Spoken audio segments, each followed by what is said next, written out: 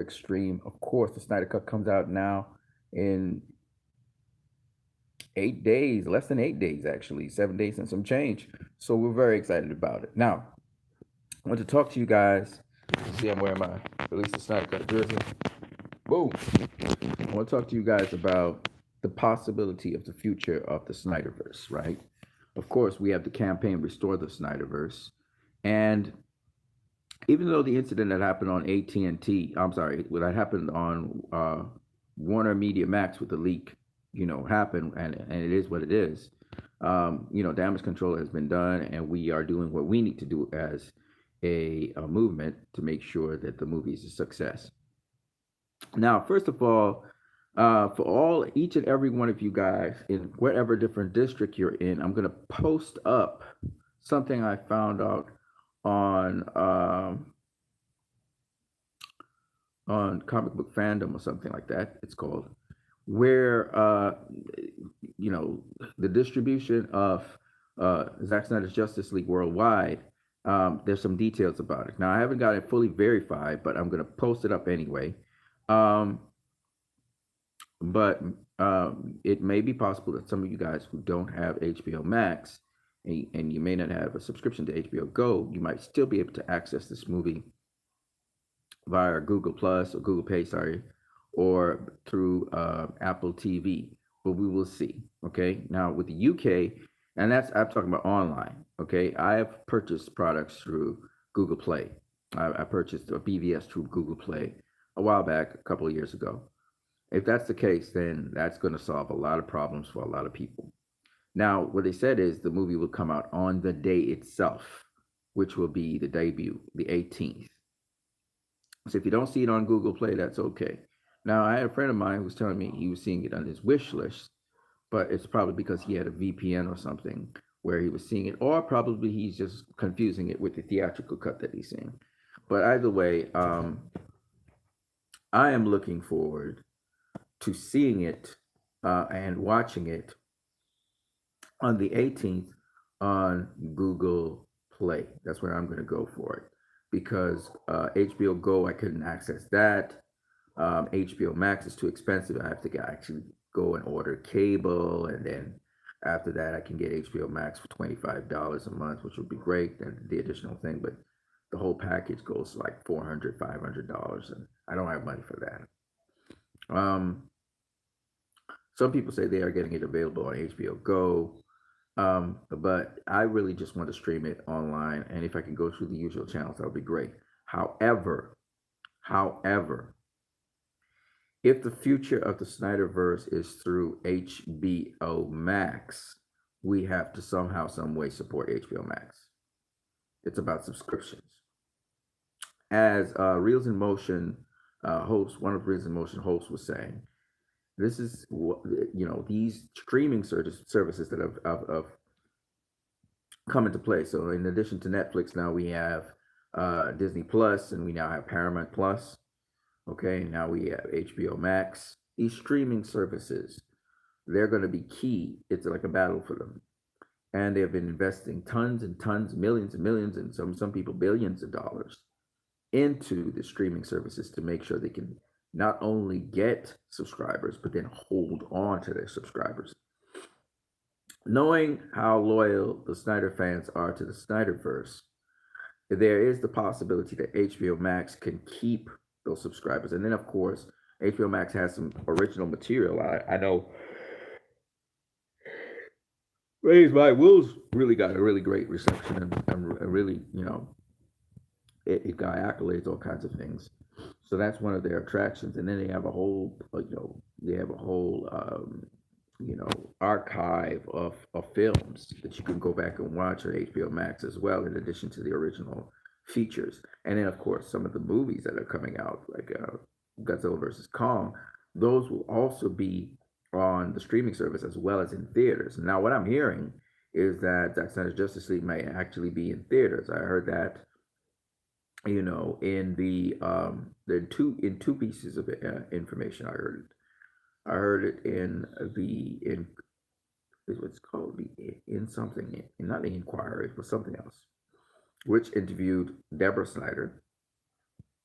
Now, Zack Snyder has been saying, even though he's been saying that those storyboards that we saw, and which AT&T has been featuring Zack Snyder's Justice League, particularly the nightmare scene, as Chris Wong was just saying a couple hours ago.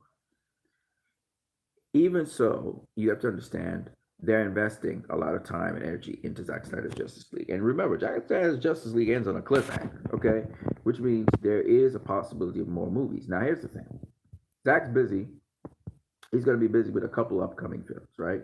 He already did Army of the Dead. He edited and cut Justice League because this was mostly what it was, post production work, mostly they did. And they were invested in it. Like $70 million was for this movie. I don't know if it was the production aspects or what, or if it was just the actual movie itself. But the point is that that's a lot of money, okay, to invest in a movie.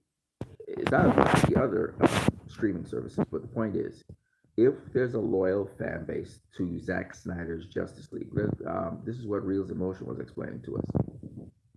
If we form a loyal fan base to them, then HBO Max has a really nice constant audience, and they'll have a foundation to build their company on, especially their streaming service, which is the future. The future is streaming, right?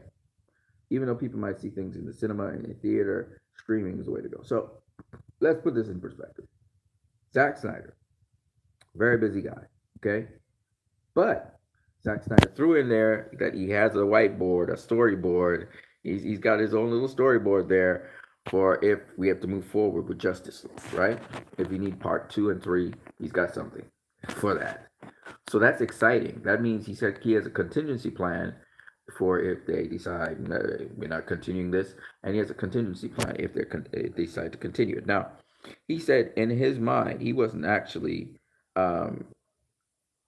configuring his movements with AT&T for us to see the storyboards, for us to say, oh man, we need to see more of this.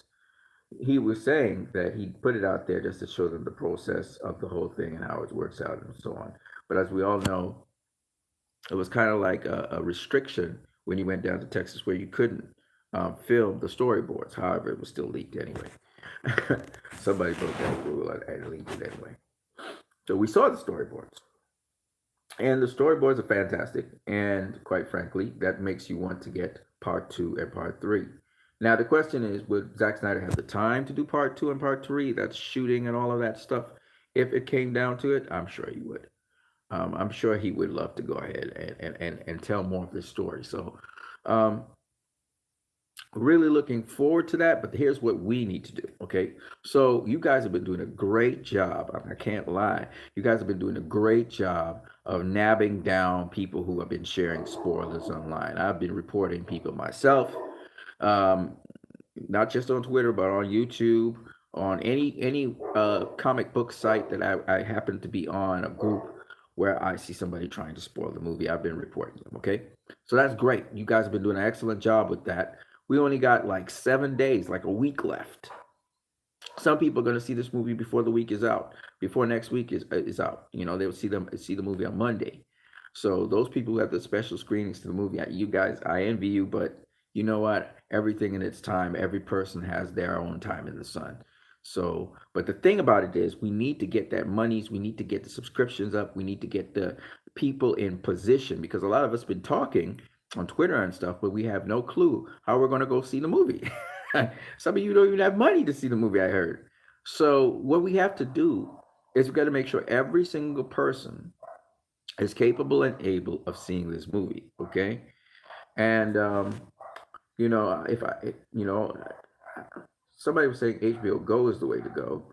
For some reason, I couldn't log into HBO Go using my Flow account.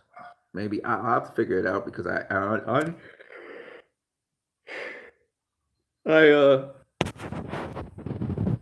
I had uploaded it. I had installed it, and then I uninstalled it from my phone, because at first I was accessing it through Flow, and then all of a sudden something happened. I don't know what it is, and I was out of Flow or something. I don't know what it is. But that's a little tidbit to a lot of you guys out there concerning this movie. That the key here is subscriptions. As many subscriptions as possible as we can get into HBO Max. Okay. I hope that there's a substantial amount of people. I know a lot of people have already subscribed for HBO Max just because of this movie, and some people are like, I got my subscription because I've been moving around and talking to people on Facebook and sharing different things and so on. So mainly on the Facebook side, I see the people who are like, yeah, I'm in position for this thing.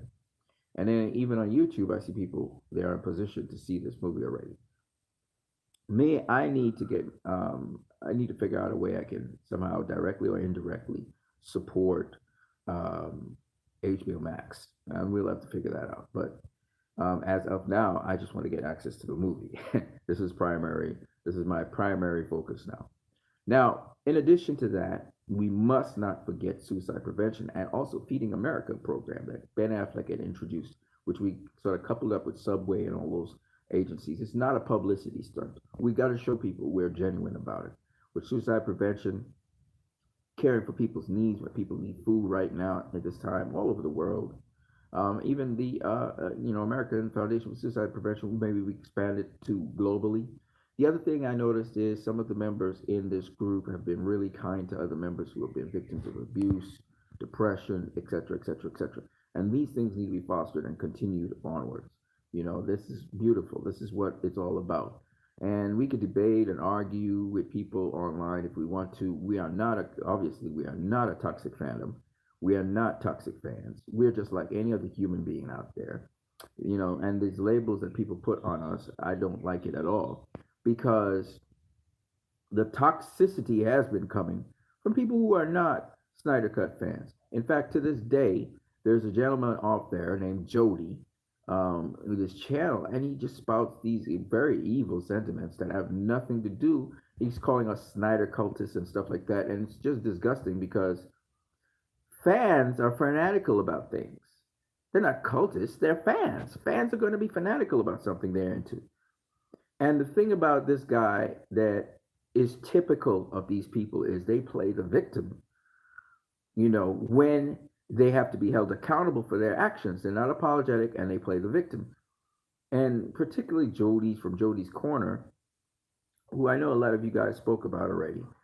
But this dude, man, he is blown away by Darkseid, and we can see that, right? In his reaction, in the reaction trailer, he's like, oh my gosh. He made people play it twice. Then he tries to critique the apocalyptic projection of Darkseid, which we all know it's apocalyptic because all these lava-like things come out because it's apocalyptic. When we think of the Kryptonian technology, it's kind of similar to apocalyptic technology, right? With the mother boxes, etc. They're very similar, right? And Jody from Jody's Corner, he tries to tear apart Darkseid and his goons. And we know it's all a performance. We know he's blown away. We know he's like lost his mind, but he has to flip the script so he can get subscriptions, right? His whole thing is about hating on Zack Snyder's work, hating on Zack Snyder. And so you can't this is what we call toxic fandom. Where toxic fandom to me is when you're not a fan of this person and you decide you're going to trash them and you're going to bring them down by all means necessary because of your hate. That's toxic fandom in my opinion. Okay? People defending a movie and defending a director are not toxic fandom. Okay? And just because some of them say, oh, this is better than Marvel or whatever, or even make fun of Marvel, that's in a reaction to people trouncing a movie, attacking them, attacking what they love. Then they retaliate. And because they retaliate, they're toxic fandom? No, that's not fair at all. That's not fair at all. Okay? And no other fandom has done what I'm not trying to beat the Snyder Cut movement's chest, but no other fandom has done this. No other fandom has gone out there and raised money for suicide prevention to save lives. Say what you want about the fandom. Say what you want about the people debating online. Yes, and some of them, yes, okay, they don't do the perfectly right thing. Okay, they don't do it's just like Superman. It's just like these characters in the DCEU. They're not perfect people. But you know what's the funny thing about it? Just like how they hyper-criticize Zack Snyder, just like how they have vitriol and hate, and they try to point out things that are not even there in his movies. His movies are perfectly fine. In fact, one person was talking about CGI, and I laughed. I told the person on Twitter, I said, CGI? This is not a CGI shot. This is an on-location shot. You're saying this is poor CGI. I'm laughing. I'm like, dude, dude, like really, dude, really, you're gonna poke fun at an actual filming? This is actual filming. This was terrible CGI. And I'm like, that's not CGI, bruh. People got such this, vitriol and hate and anger within them that this thing is so threatening to everything they know. That this is so revolutionary and threatening. And it seems so grand and so fantastic that they're sour about it. Why should you be sour about something that's great? Okay? If it's not your thing, don't focus on it. But we've seen it from many different camps and many different quarters. I'm not going to call names. I only call out Jody's corner because he's just straight up hating, and he knows it because he was blown away by not only Darkseid's voice, but he was also blown away by Darkseid's. And you know what? Another thing these people do. Here's what these haters do. They watch these trailers long before they even put out their response to the trailer. They watch it probably 10, 20, 30 times, and they fanboy out in quiet, in private, like the hypocrites they are, because they're blown away by it. Make no mistake. Then they go with this recorded, rehearsed behavior to show that, oh yeah, that didn't influence me at all. So teenage like, you know what I mean? And trivial, because they want to spew vitriol, because they want to spew hate. Because why? Because they're jealous and they hate. And so their hearts are darkened. And it's this kind of thing that I find very sad. I'll be honest with you. I find it very sad. Nobody is vitriolic. Nobody is toxic, but the very people speaking themselves. Now I saw what is it, Collider Videos host interviewing what's her name? Um the lady who is plays Hippolyta on Nimish PK. What's up, man? The lady who plays Hippolyta, and she apologized so many times. Said, she had said, listen. When it comes to the Snyder Cut, man, I'm on board now. I'm on board with the Snyder Cut, and a lot of fans really came in thick on heavy on her because she was one of those people who saying there's no Snyder Cut. It's not coming out. Zack Snyder's vision's not going to come out, and Zack Snyder doesn't make very good movies. Now that's her opinion. That Zack Snyder doesn't make very good movies. There's nothing wrong with that. That's your opinion, okay? The problem was where she was attacking the Snyder Cut fandom, where they were attacking people who were saying there is a cut. There is a cut. It's almost done if it's not done already. And to me, that was the sad thing about the whole thing. Okay. I'm not somebody who's so when the fans lash back at you, this is a direct result of your actions. People are not willing to be held accountable for their actions. If you were wrong about something and people decide to go in on you for that, you have to take it because listen, human beings, that's the way we are. Somebody's going to be like, yes, yeah, yeah, you need to know he was wrong. And they may go on and on and on and on and on, venting out themselves because they suffered while you were telling them, while you were having fun and making jokes off of the Snyder Cut movement, while you guys were calling us cults and Snyder Bros and all kinds of crazy things. Now, I'm not going to say that some of it wasn't due to the fact that some people were doing the Jesus motif on Zack Snyder. I get why they call it the Snyder cult, okay? People were doing Jesus motifs and calling him Heil Snyder and they were saying things that were really just fucking stupid in my opinion. But it's nonetheless, I understand why people would say, "Oh, it's Snyder cult." Okay, I ain't worship to Zack Snyder. I'm not on that beat. But I get what the fans were saying as well. They were like, "We really appreciate you," and they were calling him boss and stuff, which is all good. I mean, I don't want nobody to worship me. I don't want anybody to worship Zach either. But at the same time, I get the appreciation and the love they were trying to show to him in a very demented sort of way, but whatever. The point is,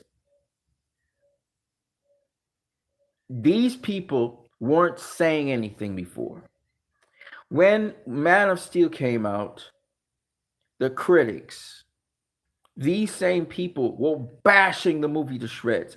I went in the cinema and saw that movie 6 times as a Christian. 6 times. I went in IMAX and saw it. The first time I think I saw it in IMAX, I think it was. Went in IMAX for the first time ever in my life. I went in IMAX and I saw it. And the story is so heartfelt. And I watched that the people try to tear this movie apart and say, oh, Zach doesn't have no heart and it's a depressing movie and you know, Superman snapped Zod's neck. And I'm like, what? Now, now, so many years removed from that, 8 years removed from that movie. Now people are turning around and they're really giving it the praise and recognition it deserves. Phenomenal movie. Not just the action sequences. The action sequences were phenomenal. A little bit excessive in the end of the movie, but nonetheless, they were phenomenal scenes. But that's not what this movie was. It was not a Michael Bay film. It was not a Michael Bay film. Okay? It wasn't. Nimish PK says some folks have double standards. They never change. It wasn't just about, and they try to make Zack Snyder sound like he's just an action director. That's all he does. He's not. Man of Steel introduced so many things nobody thought about. And I'm not saying that's due to Zack. Of course, the storytelling was by Christopher Nolan and David Goyer. But the point is, Zack brought it out. And of course, we know now that Christopher Nolan's backing Zack 100%. And Christopher Nolan, I saw his films. What was it? What's the name? His production company was backing Zack. And then you heard Christopher Nolan actually praise Zack for getting the Justice League to come out. And I'm going to say this. I know we're finding out Christopher Nolan had a lot to do with trying to help Zack along, which is why Zack's even in the position he is today. You know, getting back some Army of the Dead movies and stuff. Because Zack's a revolutionary. He's a revolutionary director in every sense of the word. He's a revolutionary director. And a lot of people don't want to give him his props. Okay? And the guy is the nicest guy in the world, like I said before. At least that's my impression of him. He's the nicest guy in the world. And apparently, people think he's stupid or something, and they try to take advantage of him. Okay? Because he can make these great movies. I ask you guys, let me ask you guys, because we're streaming. Let me ask you guys. Tell me, how in the world would Warner Brothers destroy and abandon this stuff? You've gotten all the evidence you need. You saw what Justice League 2 and 3 was going to be. You see from the actual teasers, these are just a couple seconds long, the vast difference in this movie. You heard Junkie XL's soundtrack. Nimish PK says, hope they make the Snyderverse as canon. Well, I don't care if they make it as canon, Nimish PK, even though I understand where you're coming from. I don't care if they make it canon or not, but here's my thing. Why can it not exist? Okay, so Warner Brothers has some other plan.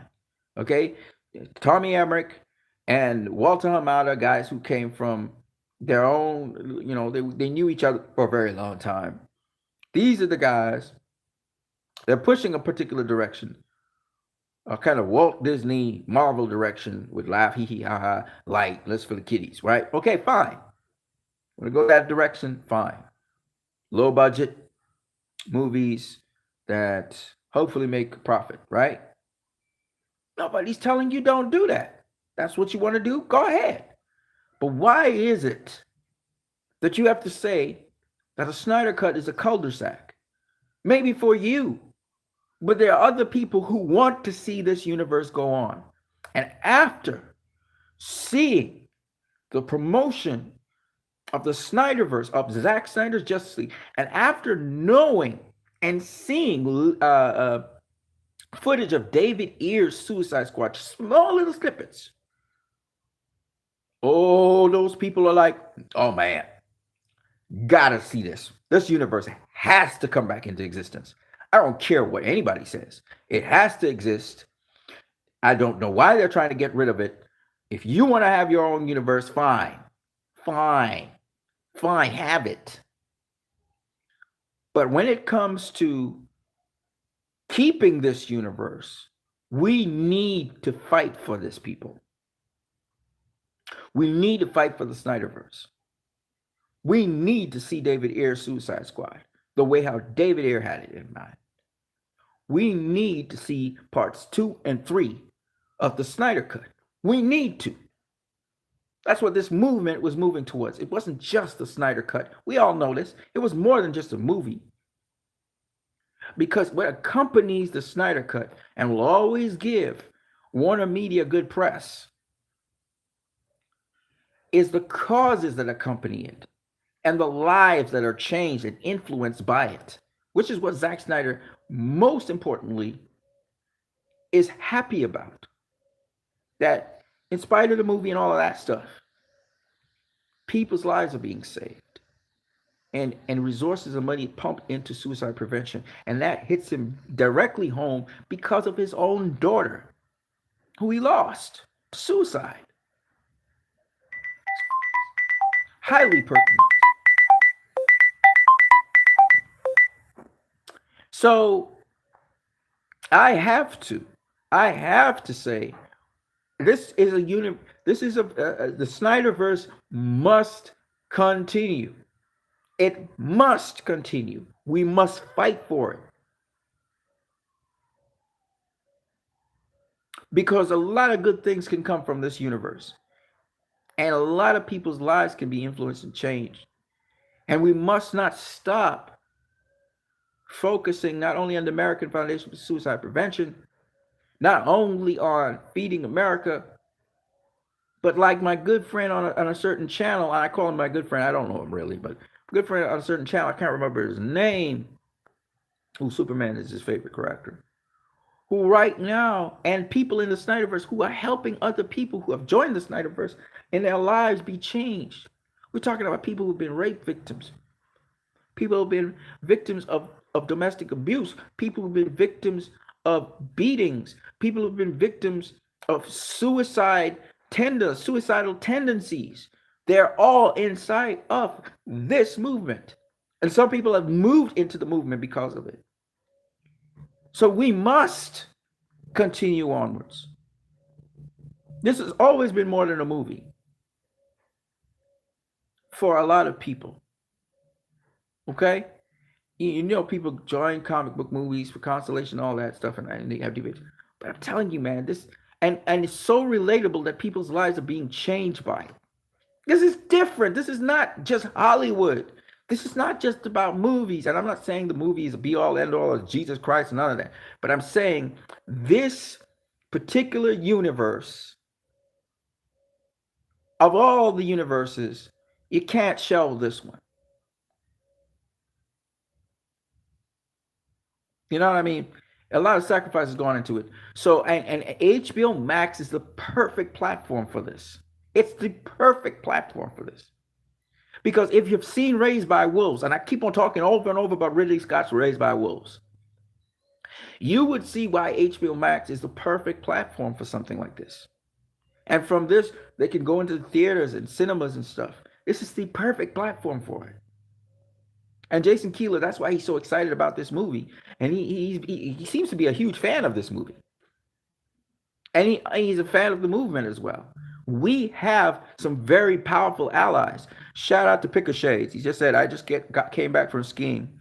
Pickashades says, the only thing I don't like about those Justice League 2 and 3 storyboards leaks was the Bruce and Lewis relationship. I mean, that's your personal preference. That's your thing. I mean, it doesn't bother me one way or the other because I understand mythical stories like King Arthur, for example, have these kinds of tales in them. And I don't see why that's out of bounds in any way, shape, or form. You know, but again, those storyboards they're not canon. They were possibilities of what could have happened with Dr. Moreau and so on. But what it does, in my personal opinion, is it opens the door for us to have a case of look at the vision this man had. Look at the vision that was set up there. Look at the vision they were looking at. You know? And, you know, a lot of times, what I love about Zack Snyder, he doesn't give you what you want to see. You know, how do I explain this to people? He can only give you what he thinks is the best of what he knows. But even in the process of doing it, it's a collaborative process, meaning he's not restricted. This is my fixed and fast vision. You know what made Joker a great movie? The collaboration and the work, the organic work on set that shaped the story the way it should have gone. It wasn't just Todd Phillips' vision. It wasn't just the actors or the staff. It was a collaborative effort that was allowed to breathe life into itself and go in the direction it best thought fit for itself. Similarly, with storytelling, Zack Snyder, who's a director, doesn't, I mean, he does go almost strictly to his storyboards, but to infuse life into something, this is what has happened with the Snyder Cut. Think about what I'm saying. Because Zack Snyder did not get to put out the movie he wanted to in 2017. We got a bigger, better movie and we're getting it in 2021 with more additional scenes and the way how Zack really wanted to put out Steppenwolf and all these other characters he was able to do. And then he had to undo some of the stuff, the CGI and effects that were put on the movie. This is why it costs a little bit more. He had to undo some parts of the movie to put back on some CGI and stuff that was, that was originally there and so on. But the point is that if he had done the movie in 2017, the 2017 version he was going to do, we wouldn't have gotten the Joker inside of there. We might not have gotten the Steppenwolf design that we now get.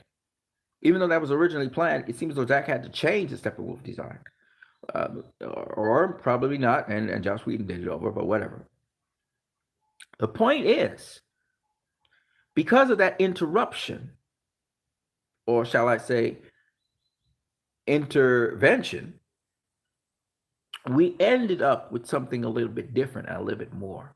Instead of a 2-hour, 30-minute film or 2-hour film, we're getting double it. Instead of the 2:14 cut that Zack said he was going to give us, which would be about 3 hours, 30-something minutes, we're getting a 4-hour movie. And it's much less boundless. Junkie XL's track, scrapped, brand new track, brand new soundtrack. So my point being that the creative process is not a linear one. And also, it's not necessarily what I, the so-called creator, or at least the orchestrator, the director, I have envisioned necessarily. It may be something a little bit more than that, or a little bit less than that, or something completely different. And that's the beauty of the creative process. So going back to what you said about you didn't like the Lois Lane, Bruce Wayne dynamic, maybe you think you don't, but until you see the movie, then you would realize maybe I would have digged it. But because you're seeing it on paper. But here's the other thing that's even more interesting. More interesting is the fact that that dynamic is not necessarily what's going to move forward. But we do know some kind of dynamic with Lewis has to move forward because BVS has restricted us to that. We know Lois Lane is the key. So somewhere around the line, and Bruce Wayne has been informed of that. So somewhere along the line, Lewis and Bruce are key elements in this story. Exactly how, I don't know. But obviously, you took her from me. Sounds like it's going to be Lois Lane that dies, right? So anyway, how you look at it, Lois Lane's going to get killed, okay? If we're going to move forward, or at least, well, not necessarily, because She Was My World is Lois Lane, clearly. It's not his mother. And you took her from me. So obviously, Superman is blaming Batman for this. Kind of like the Injustice series. And I think Zack was moving along the Injustice series, except he was doing the, when you look at the schematic with the different symbols and Darkseid, Superman, and all of that stuff that fits into the dynamic, it makes sense. The baby was called Bruce because it was actually Bruce's baby. It wasn't Superman's baby. Now, the thing about it is, though, A lot of people are thinking, well, wow, Bruce went with Lois Lane. Why didn't Bruce go with Wonder Woman, for example, right? Because it seems to be setting up that way. But here's the thing I would say.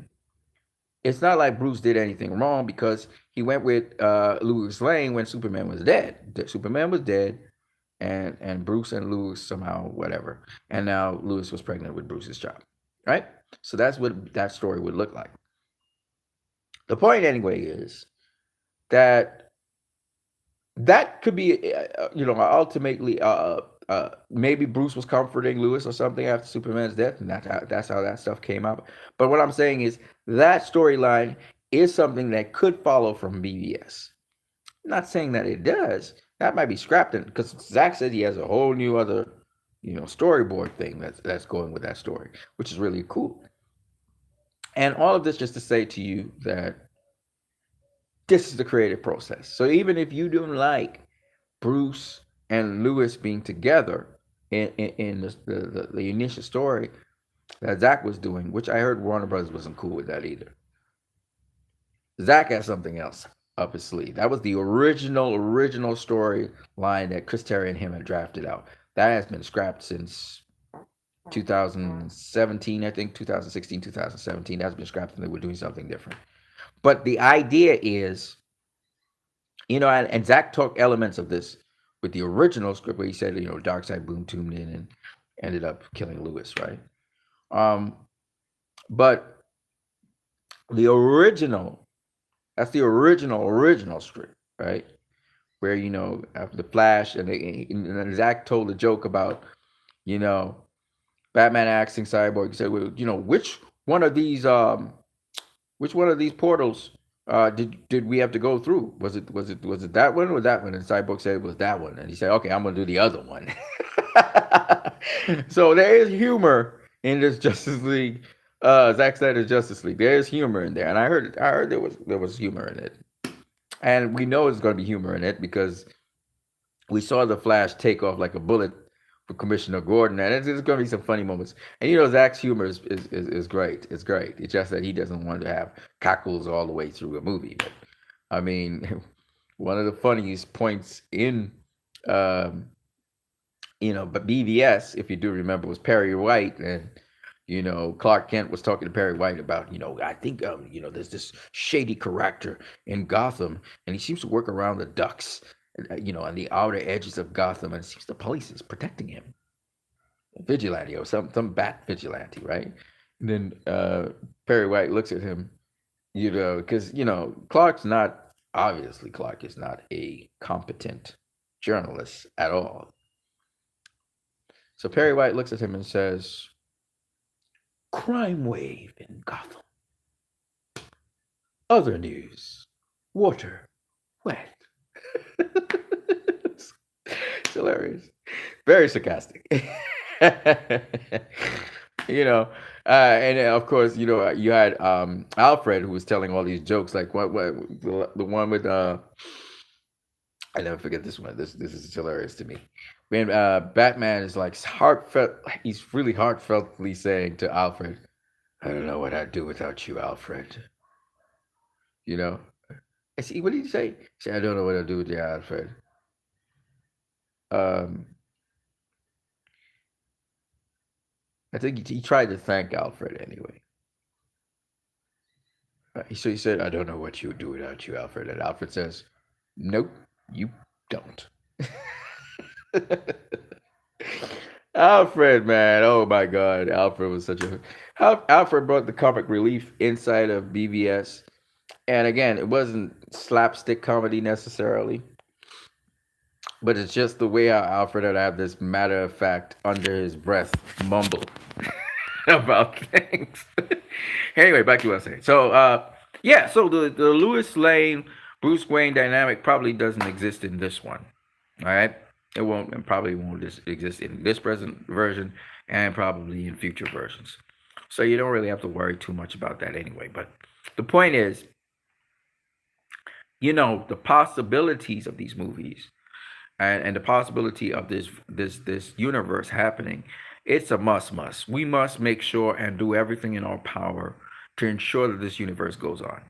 Okay, and I know Zack Snyder's busy, and he may be in two minds about it. He may be like, "Oh man, I don't want to go through all of this again."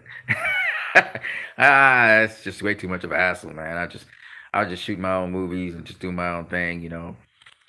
Zach might be kind of in two minds about it. I know he's a avid comic book fan, so I know he's like really would love to do it. So, and I want to see him finish his vision. I just want to see it go to its ultimate completion. I also want to see David Ayer's version of Release the Air Cut. That's why we can't stop now. We just can't stop now.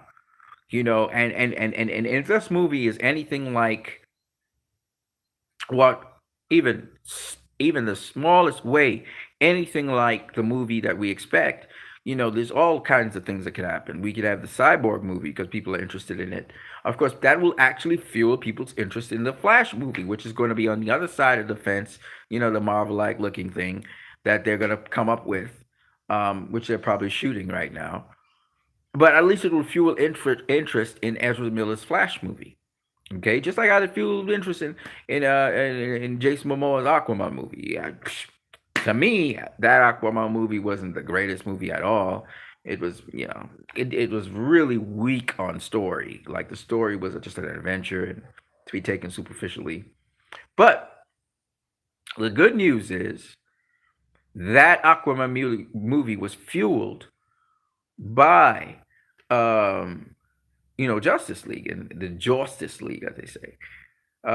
So it still, Zach was promoting these other characters so they could have their movies, and now we'll get to see those characters, much more serious versions of them. And that's another thing that I find very humorous when people say, "This universe it takes itself too seriously," and I look at them like, "So, were you a fan of the Dark Knight trilogy?" And they're like, "Yeah." I say, "So it wasn't taking itself too seriously in that," and then they have nothing to say because ultimately they realize that they're full of crap. They're just trying to bash something which they know is much better than they're making it out to be. The hypocrisy of these people. And that's what I try to point out. Man of Steel was too serious. Yeah, okay. But everybody liked it. Everybody wanted that. You know why? Because comic book movies are not only made that look like Marvel, or they have to be animated like The Incredibles or something, where you gotta have humor all the way through. It doesn't have to always be that. And there's some people who just resent those kinds of movies. They don't like those kinds of movies. They don't like that you have to hee hee ha ha and you're compelled to laugh through the whole fucking movie. Sorry about the F-bomb. You're compelled to laugh through a movie. It doesn't have to always be that way, right? It doesn't always be that way. So this is what I understand. Oh, it's dark and brooding. Superman is dark and brooding. What? So if he's not going hee hee ha ha, he's dark and brooding? Get out of here. Superman wasn't dark and brooding. So it's these kinds of silly simplifications by people who, okay, so you like the content that Marvel's giving you. Let's say, for example, you like the content that Marvel's giving you. Great. Good for you. Don't watch the other movies then. But to make comments about, take for instance X-Men. Oh, X-Men was just, that wasn't great. Well, if you don't think X-Men was great, fine for you. But everybody doesn't believe the same thing and everybody doesn't think the same way you do. So they trashed the X-Men franchise. Now Fox is bought over by Disney. I'm not hearing them trash X-Men anymore. Deadpool is now bought over by Disney. Okay? Deadpool is jokes. It's just straight up jokes. That's not my thing. And it's a tense environment. You want to get away from that and laugh. Then go to a fucking comedy show. There's lots of comedy shows out here. You can go and watch comedy if that's what you want. If you're looking for an action adventure series where you want to laugh your ass off, why not pick an action comedy adventure? That's what it's called. There are genres for that. All right. Now you got the MCU where you can laugh your ass off. Fine, laugh. Nobody's telling you no, don't laugh. But here's my thing: don't chastise other agencies that want to take a much more serious take on their heroes, a much more realistic realism on their heroes. Don't bash that because it's already been done and it was successful multiple times before.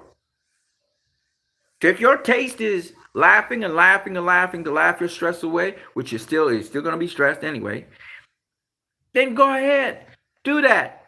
You have that world for you. Wish you best of luck. But for those other people who want to see something more substantial, because they want to actually evoke a certain change in the world and don't just want the status quo and don't just want to come in to the, I almost cussed. They want to come into the cinema and be seated and to escape reality. For those people who don't want that, they want something more. Leave them, let them see what they want. All you got to say is those movies just ain't my thing. That's all you got to say. That's not my thing. And it'll show up because you won't pay money to go see it. Simple. You know? But when I see people focus and their attention and their vitriol and their attacks on something, I know there's something good there. And we see it. The evidence is there. So all I'm saying is, we as Snyder Cut fans, we shouldn't be bashing HBO Max. It was a mix-up or something, whatever happened, whether it was sabotage outside of HBO Max, maybe people from Warner Brothers Pictures sabotage HBO Max, whatever it was that happened to get Jason Keeler look bad or whatever. Whatever happened, we learned from it. We nipped in the bud what needs to be nipped in the bud, and we proceed forward with the promotion. We expected this. We expected a lot of vitriol, a lot of attacks, and there's a lot of different things, we can see, we have open eyes, we can see. We're bigger grown adults here in the room. We're not little kids. We understand. We're not naive. But at the end of the day, don't give it ear and breath. Keep pressing on like soldiers and press on to the task at hand. Because the stakes in this are good stakes. They're stakes worth defending. Keep on pushing for suicide prevention. Keep on pushing to feed America. Keep on pushing to look to the people who are most vulnerable, who may be depressed, who may be, maybe people who are suffering and they don't feel empowered, and we empower them. And you know what I like about Zack Snyder's movies also, not to insult any other movie, I'm not going to be very specific, but I see a lot of movies out here explicitly stating their agenda. Okay? Those kind of social justice movies, and it's funny because before they were shouting anything, before there was any agenda, what's weird? When you're a creator and you're not pushing for any agenda, and we know Zach doesn't push for any agenda, he's just about humanity and kindness and goodness and just trying to bring out certain aspects of things. And movements come off of that. I remember the Me Too movement came around when Wonder Woman came to the screen. And Wonder Woman was beautiful in the sense that it was so different. It wasn't about some woman beating her chest and saying, they're making demands. No. She showed how a woman's perspective on the world. It was revealing. It was beautiful. It was wonderful. I mean, Patty directed that movie so well. The first one. I'm not saying that she's not an excellent director. I understood what she was trying to do with the second one, but my point is,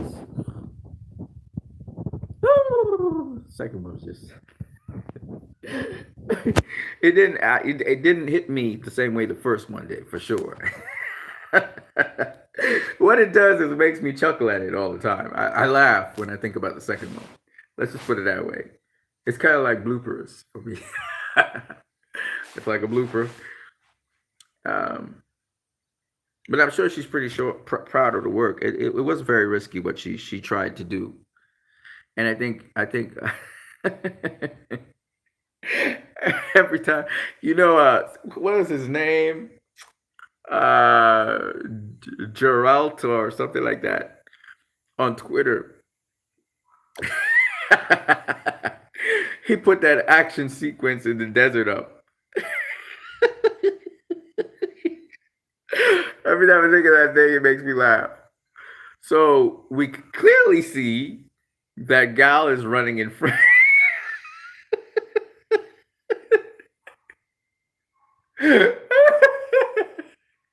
When I think about it, it's so ridiculous.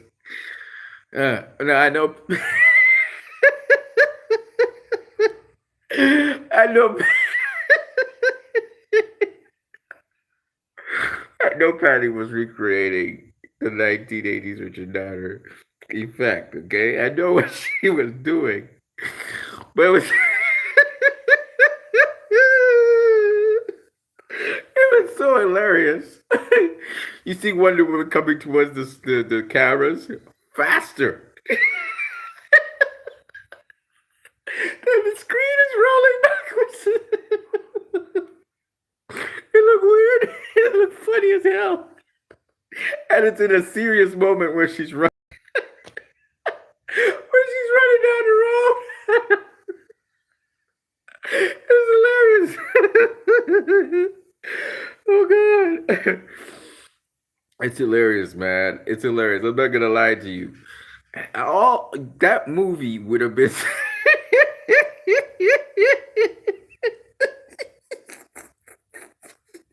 that movie would have been so much better if they had just gotten the right action people to do the action sequences. And I'm sure they spent a lot of money to do the action. And there were certain scenes that were just great. Okay, some of the scenes, the CGI scenes, they might have been ridiculous, but they were great scenes, right? And you could see, oh my god! But it was funny as hell for me just watching the movie. I was tearing up. While my friend next door, Damien, had to visit, he was fuming. It was way too funny, man. It was way too funny. The anytime I remember it, it just makes me laugh. Okay. Now she was recreating the literal production process that Richard and Richard. I can't even say with a straight face. Richard Donner was doing back in the 80s and 70s, okay? Oh Lord. Oh man. When you remind, because we were watching all of these we were watching all of these Zack Snyder teasers and we were getting blown away by it. The Flash was I think I just finished watching the Flash teaser. Oh, I think it was Wonder Woman teaser. We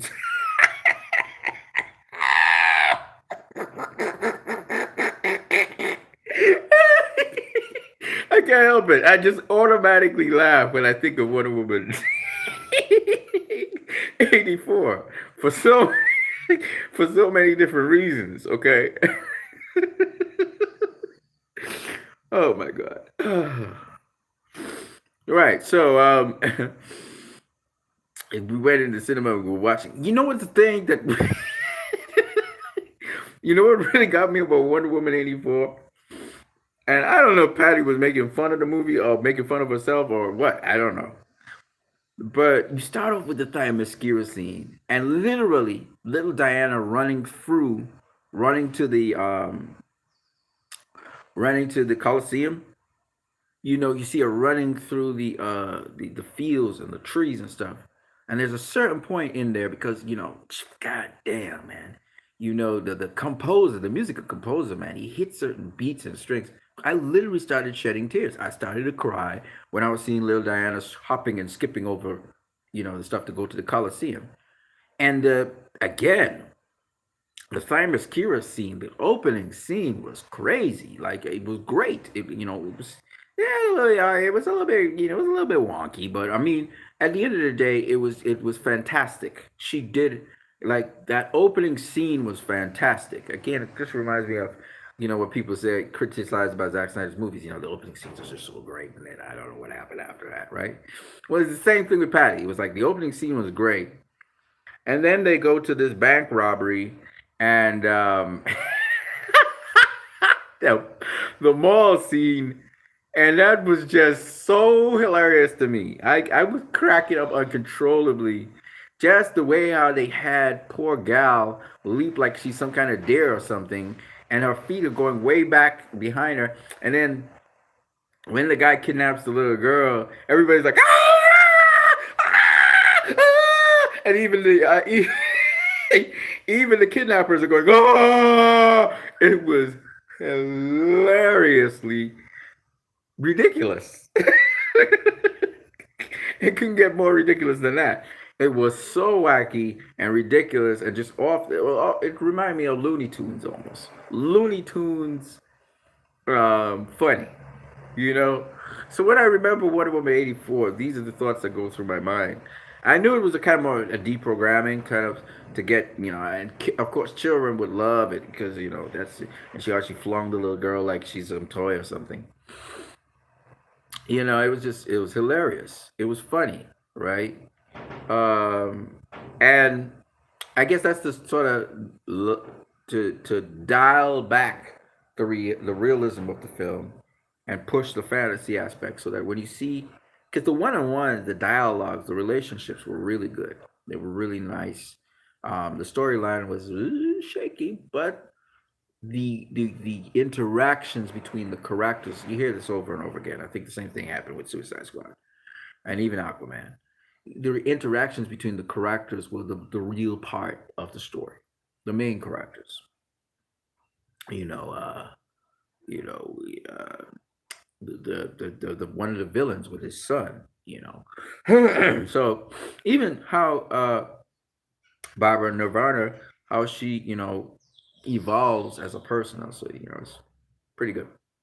So those aspects of the film, the non-action aspects of the film, were delivered, I thought, expertly by the actors with what the material that they were given. I'm not saying the story was the strongest story in the world. There's a lot of holes, and you had to just suspend your belief in it.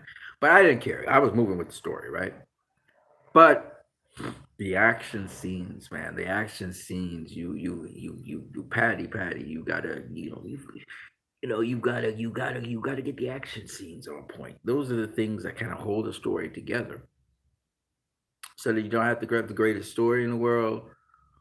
Great acting is always good, where the actors can convey a certain feeling, emotion, and then you have to have those action scenes on point.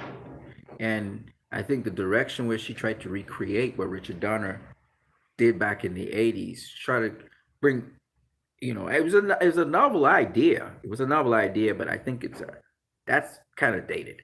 And she was basically saying, this is what film used to look like back then. Look how far we've come, right? So that's basically her thoughts, and it would be amusing to certain people. And in some respects, she's spoofing fun of certain processes and stuff. But the point is that at the end of the day, I understand what she was doing. Just that holistically speaking, when you're looking at a film and you're watching a film in its entirety, and you're watching it what the story is trying to give you, that can take from the story. It can be very distracting, especially for people, for example, who are used to seeing action done a certain way. And again, this movie was not specifically about action. In fact, for the most part, this movie wasn't about fighting or anything like that. It was really about, you know, truth and not holding on to fantasies or wishes, things you want or you crave, where you're not going through due process. You're taking the shortcut to of course get them, attain them. So that was the point behind the movie. And again, I get it. I'm just saying that as much as you do that, sometimes that is a risk she took. Um, and that's what Warner Brothers is there for, I'm sure. And she told the story she wanted to tell. So I'm not mad at her, but I'm just saying there are certain things though that visually, when you know as much as you are telling your story or your tale, yes, kids will not care. But people who are adults or the people who are accompanying these kids, it could be very torturous for them. You know, it could be a problem. And yes, I know Marvel will do something like that, but it's it, it's not Marvel. We're not in Marvel. I mean, that's just my personal opinion about it. But those things turn me off from watching a film multiple times, of course, obviously.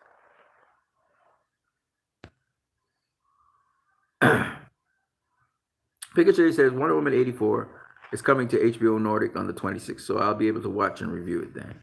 Oh, okay. So you haven't seen Wonder Woman 84 yet? Wow, that's interesting. Nimish PK is laughing about it. He finds that hilarious what I said. Well, I couldn't help myself either. I just thought if I think too much about the movie, I'm gonna laugh. I'm gonna break. I'm gonna, I'm gonna break out laughing. Um.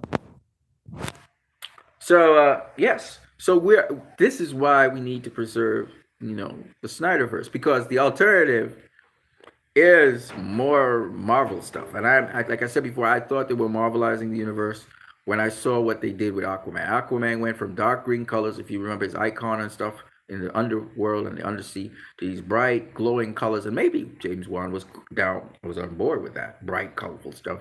He moved to Lucasfilm instead of the Weta, which was doing the FX for Zack Snyder Justice. So they made a complete different turn, went a completely different route. Because the rooftop scene of Aquaman was just the one thing about the action scenes in Aquaman, not all of them, but the rooftop scene in Aquaman was really dope.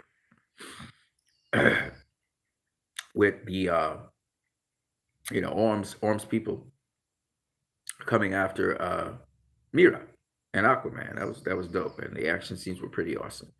That's one thing you gotta give James Wan. He really does the action well. The story was very, very, very paper thin, right?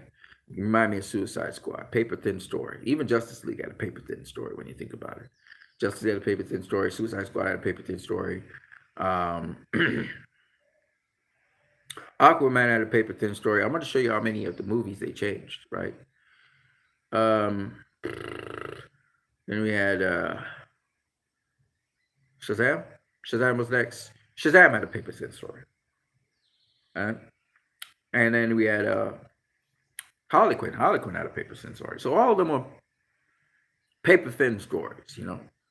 Follow the story, adventure kind of story. Follow the adventure. That was it. It wasn't. They weren't trying to be deep or anything. The Wonder Woman movie, however, was not a paper thin story because certain subplots and subplots and ideas were pushed in that story, and a lot of the visuals, and that's something I think what we saw was kind of like a Snyderish visuals that we got, I guess because of the stunt coordinators and people who were doing it, but to convey the strength of the Amazons without making them look fake and false was something really beautiful. And that was a combination of Patty and Zach. Zach did the story, even though his story was slightly different. Zach and Patty, and James John and Jeff Johns even, that combination was perfect for that particular story, and it brought out something so unique visually. Brought tears to my eyes, visually and otherwise, and how these characters conveyed, how they dealt with the world and how they conveyed to each other was just fantabulous. And I think that's what was so impressive about that. It was groundbreaking about Wonder Woman. We didn't get that sort of dynamic in this present version of Wonder Woman. And again, I always ask storytellers, what is your focus? What do you focus on telling? Because um, Patty did accomplish what she focused on telling in the Wonder Woman movie, but it was still somewhat distracting to some people just the weird way how certain scenes looked and the movement of the scenes. I think that's very distracting and it can take away from the story. And like me, I was just laughing all the time while Damien was like fuming. A lot of people were just kind of watching the movie and all sort of what's going on here? They have the what's going on here look in their face. But the point is that you don't want people to be kind of distracted. You want them to stay kind of focused on your story. And of course, for the most part, people dial in and they start to follow the story and stuff because very compelling performances by the actors with what they had to work with. Very compelling. They made it's the actors who made the reality of the story more real. I got to give it to them. How they relay their lines and the interpretation, the inflection, and but the visuals wasn't the greatest. And I think when you're telling a story, remember it's audio visual, so you want it to be also um, visually pull the person into the story, which eventually happened because there wasn't a lot of action, and so there was a lot of dialogue and communication. So the relationships, you were pulled into the story via the relationships, and not because the story beats themselves, because some of the story beats don't make any sense, but it doesn't matter because this is make believe, right? And Patty already shattered the idea that we were trying to go for a a reality grounded story. It had its own reality. It had its own world. We entered into a different world than the one that we were in Wonder Woman. This is a different world. The character's placed in a different world, and clearly she is a different time. Just to make sure you understood this was a different world. So I liked how she did that. Again, she did her eyes and crossed her T's in this movie, even though you may think, oh my God, what is that? No, she did her eye and crossed her T's. But what I'm saying is that it's not the most appealing movie. And I think if she was going for, I mean, she had to go for whatever her art wanted her to do. So I'm not crapping on her or anything. She's an excellent director. I'm just saying the choices that she made in the second movie, I hope she will make some different choices in the third, which she probably will. And because it's not going to be in the 80s anymore, so we don't have to worry about that. And so I think those choices, I think, will inform her to make what I consider a better movie than the first Wonder Woman movie. I was looking for the second one to sort of rival or be better than the first, but everything I saw kind of pointed towards that not being so. And Hans Zimmer's a hell of man. Hans Zimmer's musical score held this movie up by leaps and bounds, no doubt about it. Hans Zimmer's score is what kept this movie afloat. Otherwise, it would have tanked miserably, you know. But I love it though. I love that Patty decided to go a different direction. I love that she decided to challenge herself and take that risk and go out there. I love that about directors, and that's why I can't knock Patty on that film. Now back to what we were saying about Zack Snyder. Zack Snyder also a risk taker, obviously. Visually beautiful films always, but the things that people miss out is the gravity of and the relatability of his movies. And especially now in the COVID season, I think people are beginning to really realize and grasp, what makes his movie so great. And as people watch, like I was watching a person who had never seen any of the DC movies, and he watched it, Man of Steel, and he said, this was a good movie. I don't understand why people say it was terrible or whatever. And then he went on to watch Batman v Superman. He said it was a great movie. The only thing was he didn't understand why Batman was killing everybody and everything. And then he's so hardcore, and then because Superman says his mother, it triggers him, and he makes a 180-degree turn, and all of a sudden he's friends with Superman and all that. He thought the turnaround was too rapid, and so I had to explain to him that, hey, dude, the person that Superman spoke to, remember, he didn't think of Superman as a human being. He thought of Superman as this alien. So when Superman spoke a human's name, and not any human's name, and even if he didn't say Martha, and let's say he said some other human's name, Batman would still ask him a question, right? He would look at him and smile and probably not be as jolted, but Obviously, Martha was a big thing in Batman's life, but Martha Wayne, right? He went and visited her grave every single day. He had dreams about it. He had nightmares about it. As he was falling down the hole of revenge. And so this was the reason why he became Batman, right? So the fact that Superman spoke to that, and it wasn't just Martha in a vacuum. He didn't say Martha, no, no. He said, "You're letting him kill Martha. You're letting him kill Martha. Find him, save Martha." So that is why Batman started going back into the alleyway. Okay, obviously he had PTSD from that, right? So he went back into the alleyway, and he's like, "Why the hell did you say that name? What the fuck is wrong? Where did this come from?" And Lois Lane overhears him saying that, and she comes running to Batman. Everybody knows who Lois Lane is. This is a famous reporter, right? She comes running to Superman, and she's trying to push Batman's foot off of Superman, and she hears it. She says, "Ah, don't do that." It's his mother's name. It's his mother's name.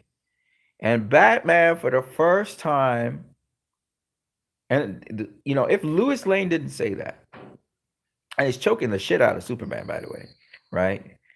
If Batman didn't see Lewis come, and he knows who Lewis is, and Lewis is a human being, and see this human being's affection for this alien whose mother is Martha, and Martha's a human name. Wait a minute. So he's thrown for a loop. He finally slowly takes his foot off of Superman, and he backs up. And obviously, Batman's a very smart guy, so he's putting two and two together. He's putting it. He's clicking. He's putting. He's you know he's realizing what he was about to do. He's realizing that all the stuff he was telling Superman about his parents senselessly being killed, and you have to force the world to be, and all of these thoughts are going through his head. But particularly, he's realizing Superman has a human mother. That's the thing that's throwing him for a loop. And that mother is like my mother. And he's trying to save his fucking mother. So at that moment, Batman's he's thinking, what, wait, what? He's doing the what thing. He's like, what? No, it's not my mother. It's his mother. What?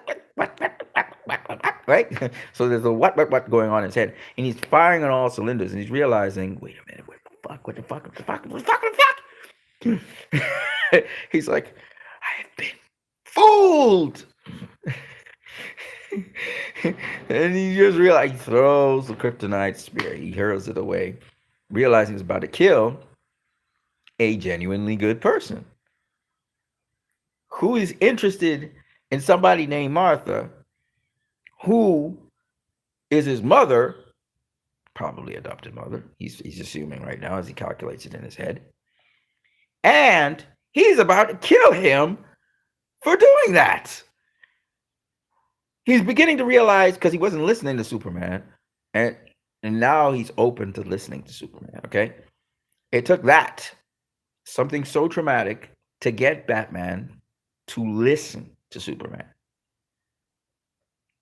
He couldn't say my mother, because if he said my mother, Superman's a Kryptonian. His mother would be Kryptonian.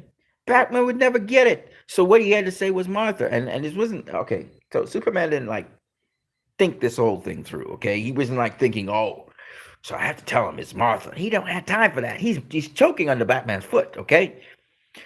But he repeats what Lex said to him. See what I'm saying? He repeats what Lex says to him, because Lex had traumatized him. So he was like, you'll let him kill Martha. So when everything's all over and said and done, Batman takes his foot off Superman, pulls back up Superman. Superman explains to him what Lex Luthor was trying to do.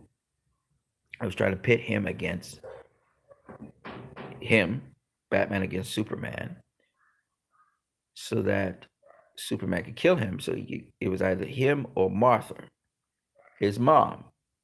And he says, I'm going to go try and save my mom. And he explains what Lex is doing, you know, how they find out that Lex in downtown. And this was kind of rushed, to be honest with you. I wish they had flushed it out a little bit longer, but downtown Metropolis, the place has been, the electricity being sucked out of there. So Batman wanted Superman to investigate that. And he said, I was going to go take care of your mother.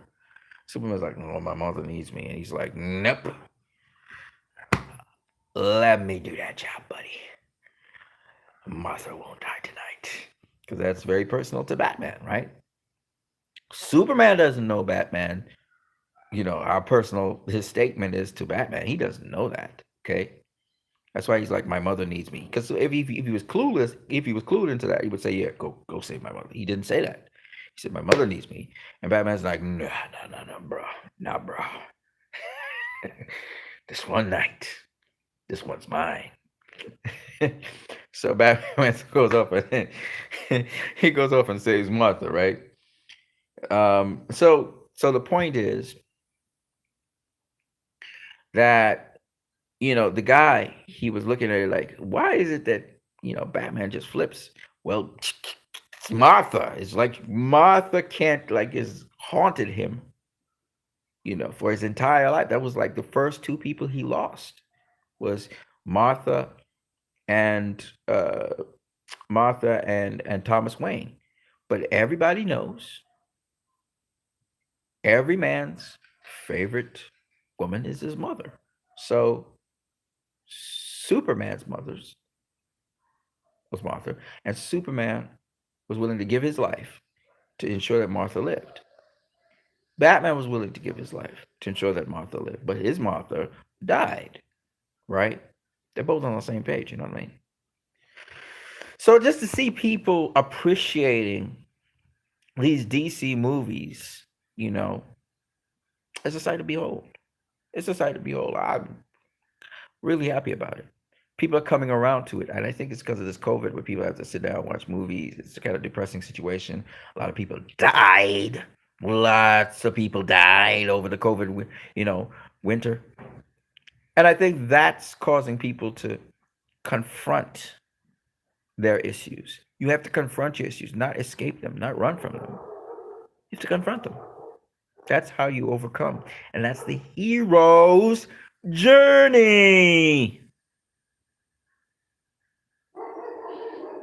Movies are not just a form of escapism. Yes, it can be a form of escapism. But they must be instructive. Nothing in life is without challenges and obstacles. We all know this. And some movies, they sort of gloss over the challenge and obstacle and focus on the romanticism of what it is to be a hero. You see what I'm saying?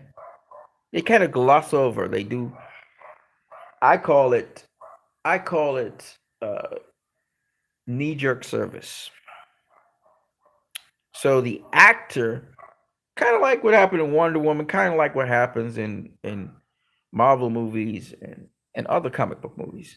The hero, he's always the hero though. Oh, he might walk away for a second, but he's always the hero. He's always going to be the hero.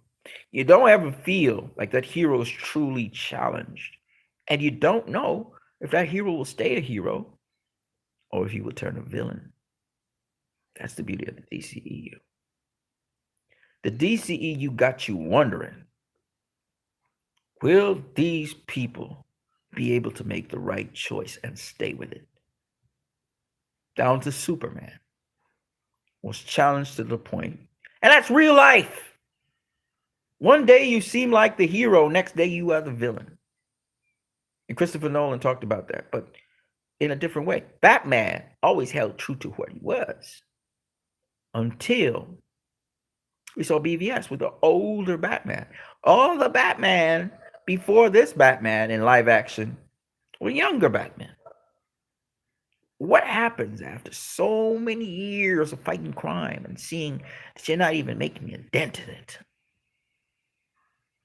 What happens then? That's what this Batman addresses. That's what this Batman addresses. And it was beautiful because it combined that Batman with a young, growing, getting to know himself Superman. Because BVS came but 2 years after Man of Steel. Superman's only 35 years old. Remember, he only knew and came into his powers when he was 33. He's basically 2 years old knowing he's Superman. Right? 2 years compared to 20 years fighting crime in Gotham. So it's like that kind of dynamic that, But anyway, it's great to talk about these movies. It's great to talk about these movies, And that's the thing about it. That translates into you and my hero's journey. We all are heroes in some respect.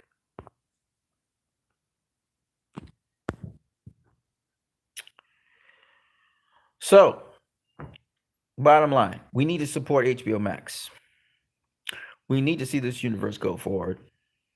We need to continue doing the good things that we do as fans and talking and encouraging other people to do these good things. What are the good things?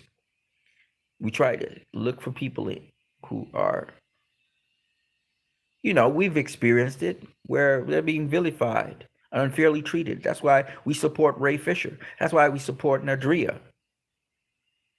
That's why we support some of the actors who are not getting their fair shake in Hollywood. That's why I talk even about political issues every now and then. I may talk about something that's happening in the United States of America or in my country or globally, because every act is a political act. But we select what we talk about and keep on talking about. If it's not going to bring about efficacy or change or positive change, then we don't talk about it. Yeah. So, anyways, man, it was good talking with you guys. It's been a while. I am Christ, I am disciple. Yes, I do curse a little bit. I don't want to do it. I don't like cursing, and I'm still trying to stop. Okay. See, I'm not perfect. I don't like saying it, but this is what it is. We strive towards a better truth and a better goal. All right. So, what is our plans of action? 1, we're still going to hashtag restore the Snyderverse. 2, we got to make sure that we can get access to this movie. So make sure that everybody who's watching this here has the money or the resources or has access to the movie, so we can all watch it on the 18th. 3, remember, we're still standing for the we were going to stand by side with the American Foundation for Suicide Prevention, and also we're going to side with Feeding America Free. We are also going to make sure that we have people subscribe to HBO Max. That is the channel and outlet through which the Snyderverse can continue. And we have to make every attempt to make sure that becomes possible. And I'm sure Jason Keeler is on board with us in regards to that. And that's the best outfit or platform for the Snyder, because they do original movies and original content and program. Okay. What number am I on? 4, 5, 5.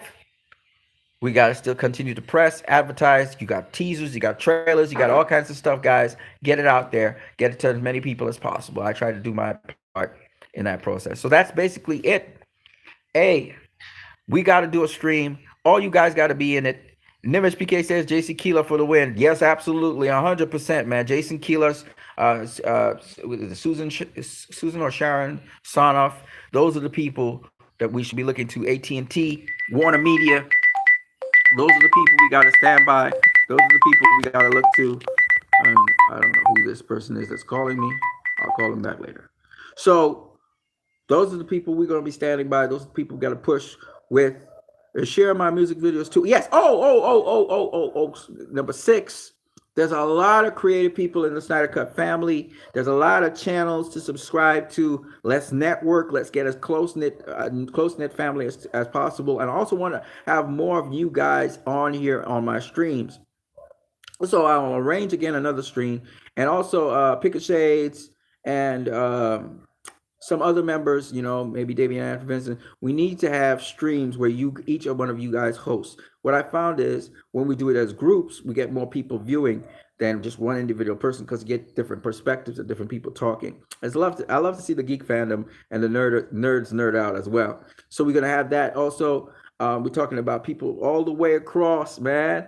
Deutschland, all the way across to the Caribbean. So we're gonna do the whole spread, the whole sweep. Um, like Comic Con. We need to, go all the way. Nimish PK too. I almost forgot you, bro. You also could come through. I know since this movement, people have become more artistic. They've been doing music, videos, video editing. I mean, people have been doing a lot of things. I want to promote all those people in the movement as well. Pika Shades coming out with his own comic book movie, DC movie coming out. So I'm looking forward to that as well. So guys, we got a lot on our plate, about 7 things to push. The most urgent ones is promoting the movie and ensuring that this universe moves forward, and also making sure that people can eat and that people are not killing themselves. Okay, those are very important things. Um, and so this is what the movie is about. Release the Snyder Cut movement is something that is phenomenal. It's historic. It's epic, and we want to continue doing good in this world as much as we can and be agents for good as much as we can. Okay, it's so good to see you guys. Nimish PK, Pick a Shades. Let me see what else was in there. There was a couple of you guys up in here. Some of you guys didn't say anything, but um, let's continue to try and do good. Let's try and stay. I mean, it's something that's just an effort we got to make, of course, because a lot of us, um, fail the grade. But let's try to stay positive on whatever is happening, before us. Let's stay the course. Let's take action where action is necessary. But let's stay positive. This is the greatest. This is one of the greatest times in my life. The teasers and stuff came out on my birthday. Um, this year has been phenomenally good to me. I've been so blessed, and I'm so happy to just have all of you guys. And by the way, Pick a Shades, your song is dope. The song that you picked, and the way how you cut together the trailer and everything, the teaser was just awesome. So I would like to thank all you guys who came through and watched. And also, if you want to share this stream, you can do so. But I'm sorry that I was the only person talking on this stream. I really want to get all you guys out here so you guys can talk on the stream. I want you guys to do. In fact, you know what I'm gonna do? We're gonna do a question and answer stream. In which case, I will not be the person. I don't have all the answers. Maybe I can try and go fetch up things. Remember, I'm just using my phone. I'm not using a laptop or anything like that right now. I'm using a phone. It's so awesome. You can use a phone to do all this stuff. I'm using a phone, and what we're going to do is we're going to have some questions and answers where you can ask questions, and then other people in the fandom can answer it. So it's completely fandom. I'm just going to be the moderator. I'm not trying to do much talking. So we could get fans up in there, and people can start reading questions and trying to answer them, or people in the fandom in the chat section answer them, or people who are fans in the actual guest room answering them. But we want to have the fandom answer. One of the things I want to go through, and by the way, Release the Snyder Cut is also a channel on here. You guys should check it out. They have some Snyder Cut debates going on. There's a lot of good things going on in here. There was competitions. There's all kinds of stuff going on around the Snyder Cut right now, actually. And I don't know how many trailers have been posted out today. Oh, there was a survey that went out. Let me hear what you guys have to say. Which of the teasers did you like the most? So I'm going to include Darkseid teaser in there. So there's the Darkseid teaser, the Flash teaser, the Aquaman teaser, the Wonder Woman teaser, the Cyborg teaser, the Batman teaser, and the Superman teaser. Which one of those teasers did you like the most? Just put it in the chat section for me. Which is your best 2 teasers out of all the teasers we saw? So we saw what? We saw 6 characters. We saw 7 characters. So out of the 7 characters, which teasers did you like the best? And of those teasers, why did you like those particular teasers best? Let me see what you guys are saying in the chat. I'm gonna wait for you. Don't worry, I'm coming off in about in a couple of seconds, but I'm going to close this down in a couple of seconds. Well, you guys can always leave it in the comment section underneath the live stream. But I am Christ, I am disciple. Let me leave you guys with a piece of scripture because I'm a Christian. So I'm going to leave you guys with a piece of scripture that I love. Okay. It says, whatever you do, do it with all your might, all your heart, and all your soul. Don't go half-assed. Don't go halfway in whatever you have to do. Okay. Try to do everything the best of your ability, as best as you can. Sometimes you can't go continuously at it, but just go hard at it. Okay. Ain't that a truth? If you go hard at something long enough, you're going to become a master at it. Okay. So that's all I got to say for now with that. And my boy Nimish PK says, I am a Batman fan, so it's bats for me. Okay, what was the best part of that trailer? Teaser, sorry, that you saw with Batman? Which was the best part that you like? And you can talk about, the voices that you heard in the background of the teaser. Ricochet says, I think the Flash and Cyborg teaser showed most new stuff. So that was a plus for both. Okay, so you liked, which one? You got to pick between Cyborg and the Flash. Which one you thought was better? Which one really got you going? For me, okay.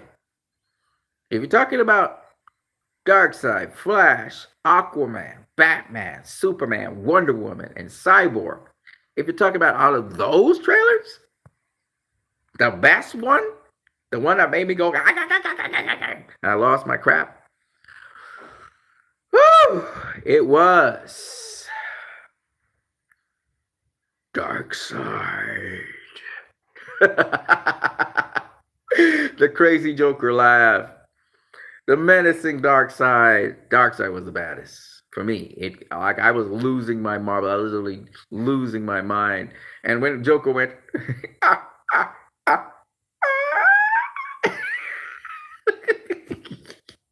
I lost my snap, man. I lost everything. I lost my ish. The Darkseid trailer was the dopest. That was the one that totally lost. I know it wasn't planned, like to come out the way it did. It came out on Twitch. I'm still probably playing on Twitch. That was just dope, dude. It was crazy. And then he's such a menacing, like, wow, Ray Porter did a great job with Darkseid, okay? And the second best one for me was the Flash. The Flash. Cyborg was great, carrying the narrative, the story, and so on. But I mean, visually speaking, the Flash killed it. Seeing him blast his way out of the shoes. And he went so fast that literally he's warping the ground under which he's running. Literally the matter. Think about this. Think about what I'm saying. He's running so fast, right? The quantum physics here, that he's warping the matter because his body's vibrating at such rapid speed that he shatters the glass as he's running through it. And he's moving so fast, right? That you can actually see him break the glass, and the glass is hovering in space as he moves through the glass. God damn. Ridiculous. And you see the flashes of light because he's the Flash, right? It's just, I want to know how he became the Flash. Like, was it a thunderbolt? What? Probably we might get a little glimpse of what happened to him, what made him the Flash, which would be really cool. And maybe he met Iris West before he was the Flash. Maybe that's what I don't know. But that's so dope. And then Iris sees him, like she sees him. And then, man, there's just so much to this. You realize he has to be so careful. You see how carefully he takes Iris. He's like slowing himself down because it's the vibrational frequency of the molecules in his hands, in his body. They're moving at such a speed that he has to slow himself down and very carefully pluck Iris out of the sky. Just freaking, you think about what I'm saying, you're just thinking about it in terms of physics and in terms of, and so, for me, visually, that was just mind-blowing. And in the background, there's all these, all these voices, motivational voices, of course, of his two fathers, which is, Bruce Wayne and Henry Allen. And Henry Allen's just pumping him up. Boy, you're the best. Don't waste your time with me. And, you're the best, son. He's really just boosting up Barry. And in the meantime, Bruce Wayne's trying to push him to the max. He's like, Barry, you need to run as fast as you could ever run before. Then you hear Cyborg in the background, Barry!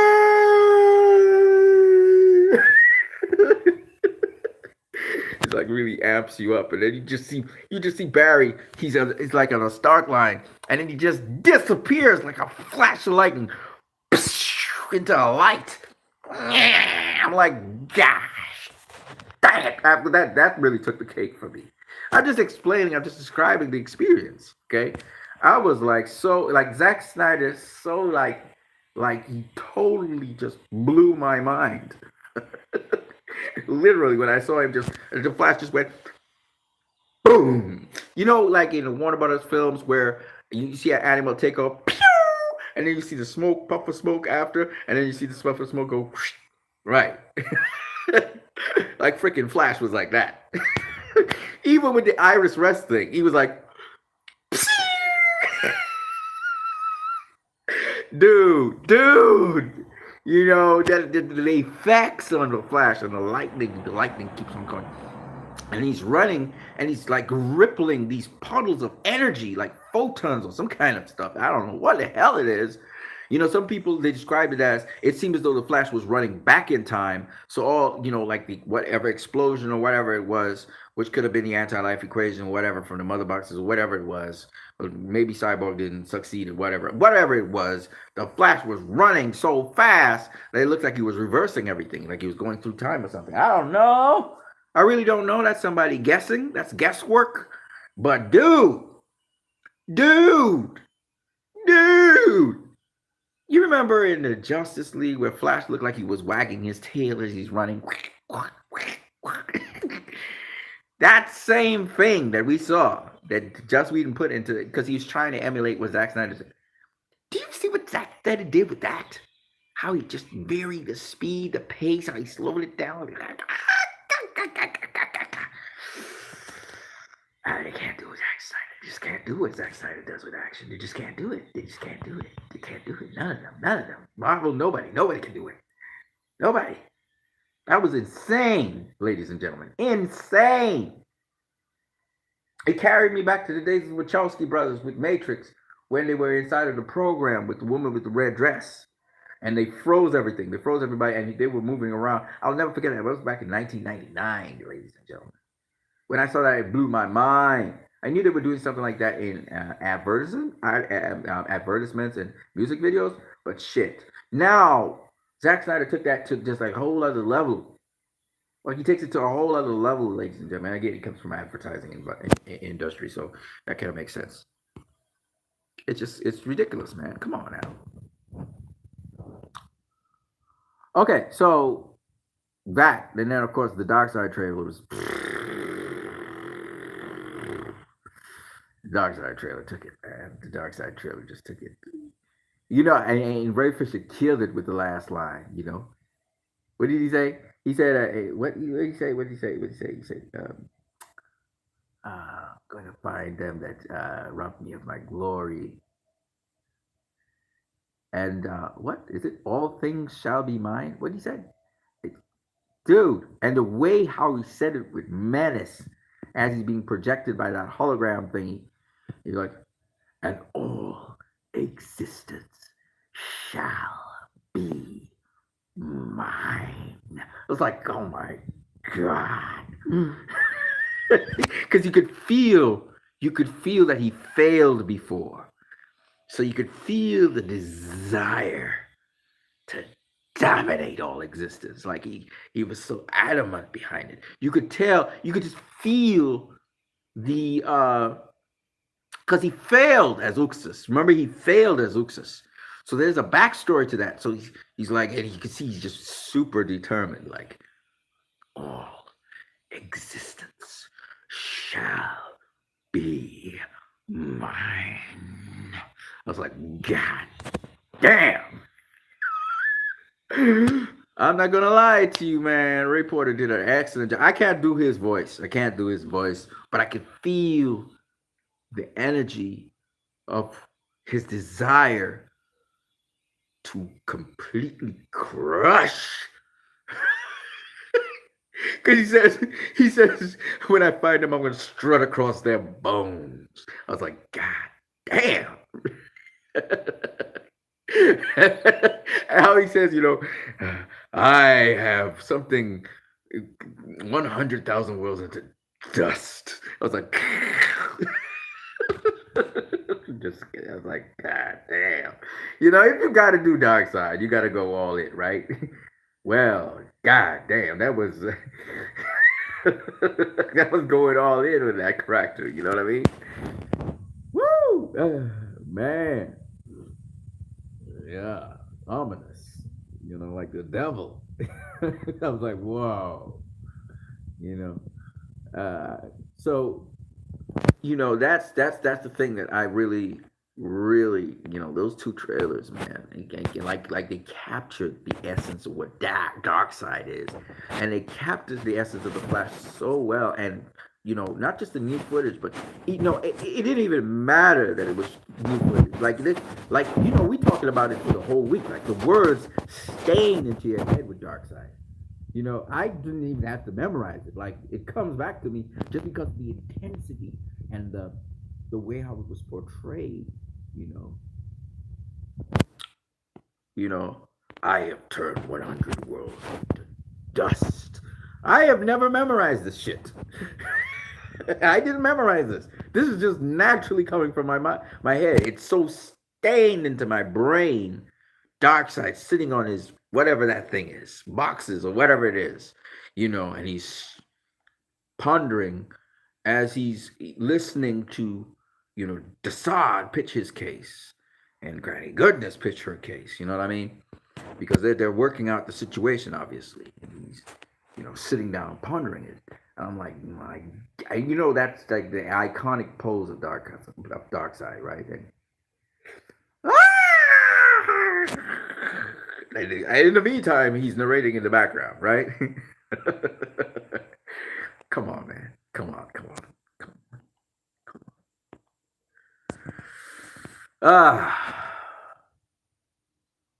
Soups lifting bats up. Nimish PK says, you loved the uplifting part of Soups just lifting out bats from the pit of hell. Which is exactly what happened in BVS, right? So yeah, that's an awesome picture. Of course, Batman kind of looks at he kind of looks at the Flash like, yeah, I needed help.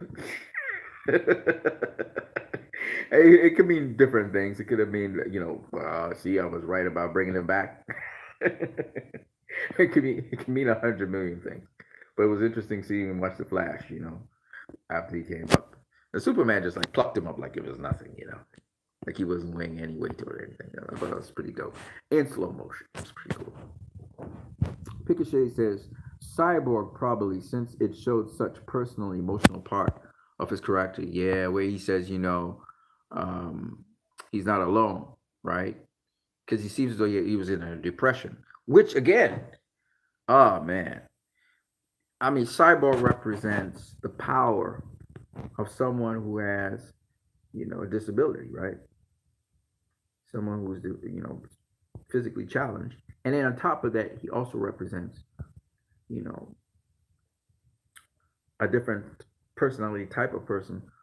Who, again, just, the American Foundation for Suicide Prevention, depression. A lot of people are suffering from depression right now, and they express their depression in different ways. Some people violently, some people, self-violently, some of the people in terms of frustration and just self-destructive behaviors, whether it's online porn or whatever, or just sabotaging themselves and their opportunities. Some people are desperate; they're trying everything. Online businesses and all. So, Cyborg sort of could embody or reach certain personalities that align with that. You know what I mean? Cyborg didn't know what he was. A lot of people don't know what they're going to do from here on in, And you know, this is all this uncertainty, and so this is uncertainty with Cyborg as he discovers his abilities and so on. So I mean, I could see what you're saying, bro. Like, I mean, and what did he say exactly? He said something. He said, "I'm not alone." What did he say? You remember the actual words? Um, you know, but it's beautiful, and you know, he's gonna be the centerpiece of the movie, and it's just gonna be great. No wonder Ray Fisher has been the way he has been. All that, if all that was cut, and not only that, it's just hearing the inspirational words from his father. It's really interesting because his father's very inspirational towards him, even though his father's very distant from him. I mean, like he didn't go to his, you know, his games and stuff, but now his father. And then we hear what sounds like Marshall Hunter talking about him, you know, joining the brave, right? You know, the brave and the bold. Think about that. So you know, that was very interesting. The Cyborg, I think, appeared on the Brave and the Bold or something. I think that was his first debut or something. So just to listen to the choice of words, that I think it's Martian Manhunter that says that. It may not be, but it sounds like either Lawrence Fishburne's voice or you know the guy who plays Tyler Stone, or it could be Martian Manhunter. It doesn't really sound like Martian Manhunter, but again, you know. So yeah, I could totally see what you're saying in terms of qualities and so on. Ricochet says Superman lifting Batman looks also great when you look at how that relationship evolves into, and also that is why it's for better that they scrap the Bruce Lewis relationship. Uh, I mean that's your preference. I mean, you know, the one thing about movies I've learned is, you know, a lot of people say, "Oh, this movie's supposed to go this way or supposed to go that way." No, no, it's its own organism. It can do whatever it wants. And I think once we can allow a movie to breathe, like I said, you know, as much as I don't always agree with everything that Patty Jenkins did in Wonder Woman 84, it definitely was her vision, her movie, and I respect that. Some things for me were funny, but I'm not gonna, you know, you know, I would hope that she does better action scenes in the future. But whatever she wants to do is fine by me. I'm just going with whatever the story gives me, and that's it, really, to be honest. But yeah, you know, you saying, you know, it's better they scrap the Bruce Lewis relationship. I mean, I don't really have a problem with it because for me, the Bruce Lewis relationship again, it's just my again my opinion. It's just my opinion. And the Bruce Lewis relationship, I mean, it's cool. It's cool.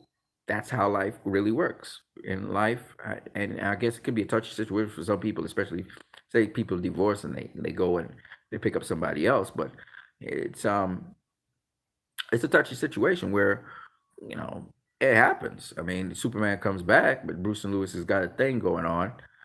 It could happen. I mean, it's just what happens. I mean, but you know, again, I don't see that as a problem because again, Superman and Bruce. One of the things, remember, this story is going to end on a cliffhanger, and from what we saw in the Darkseid trailer, we know Darkseid puts his hand on Superman's shoulder. Now we don't know if that's in a dream sequence or if that's or if the cyborg see in the future, whatever it is. But the point is, at the end of the day, to bring things to that point where Superman breaks, needs to be something substantial. It needs to be something where, you know, somebody critical in the storyline, you know, is lost. Somebody near and dear to Superman is lost to cause Superman to trip. Now, if Lois is still there, she can hold Superman together. If she's not there, that's when Superman goes dark. So it obviously, so we know inevitably, Lois Lane is the key, and at least in part of the story, she's going to have to die. That's kind of inevitable. You kind of knew that since BVS. That's inevitable. That's going to have to happen, no matter what version of BVS you go with. And the Flash is going to have to undo that, right? So we know this already. So it's a kind of like a sort of like a Flashpoint paradox thing going on, where Flash is going to have to undo something, but it's not something that he caused. And we know Flash has got to go. You know, he's got to go into the Speed Force. That's going to happen in this movie, right?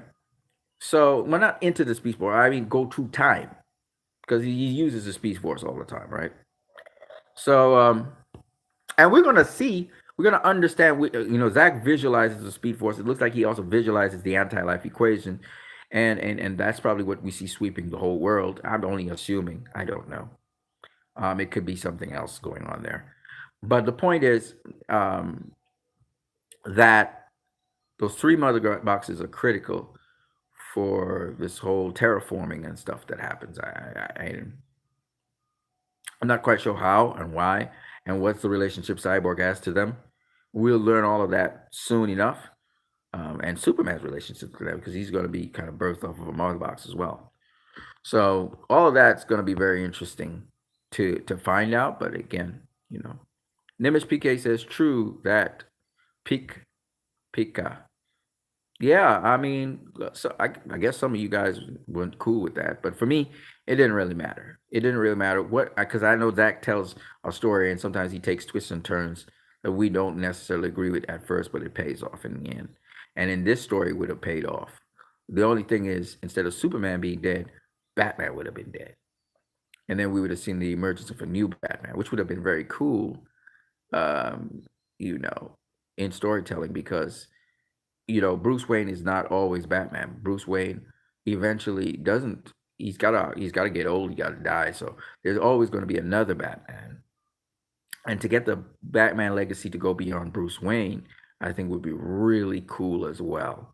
We're stuck on Bruce Wayne, Bruce Wayne, Bruce Wayne, Bruce Wayne, but Batman has gone beyond Bruce Wayne, right?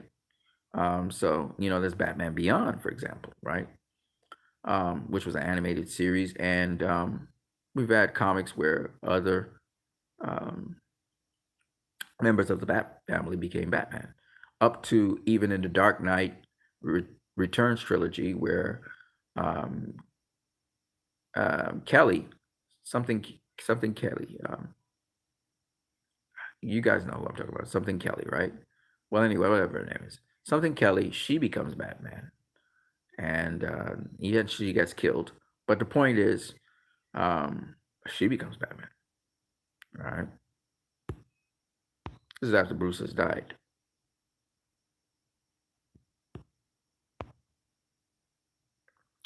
So there are many iterations of the comics and comic books. Not all of them people agree with or are bestsellers, but the point is there are many iterations of these characters, and I wouldn't try to limit the characters to what they could or could not do. And I'm very curious to see how this whole thing pans out in the end, ultimately. Um, but yeah, guys, that's all I got for now. We're going on 2 hours. I got to get out of here. Got to go do some business, which kind of apprehensive to do, but I'm going to have to go and do it. And then I will catch you guys later. I'm Christ and Disciple. I hope you guys have a good one, a blessed day. I'll catch you guys later. Peace to you guys. I'm going to be streaming tomorrow, so look out for the stream. I'm not going to tell you exact time or the exact place, but look out for the stream. All right? You guys have a good one now. Peace.